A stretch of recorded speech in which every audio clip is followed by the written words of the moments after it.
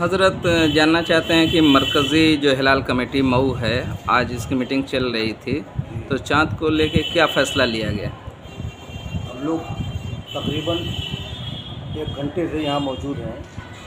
पूरे हिंदुस्तान में कहीं भी चाँद देखने की, हिंदुस्तान के किसी शहर से चाँद देखने की कोई खबर नहीं है।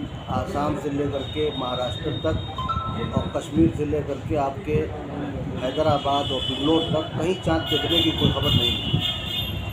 इसलिए यही हिलाल कमेटी में फैसला किया गया कि कल रमज़ान की 30 तारीख़ है और परसों 3 मई बरोज़ मंगल शव्वाल की पहली तारीख़ है और ईद उल फित्र है इंशाअल्लाह।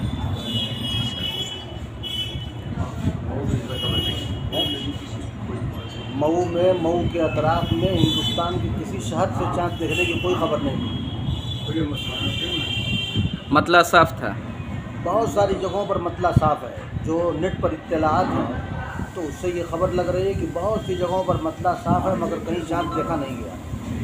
कुछ जगहों पर मतला अब्रा आलूद भी है, लेकिन जहाँ साफ़ है वहाँ से भी लोगों ने यही इत्तला दिया है कि चाँद नहीं देखा गया। 3 मई को ईद मनाई जाएगी इंशाअल्लाह। 3 मई को पहली शव्वाल है, ईद उल फित्र है।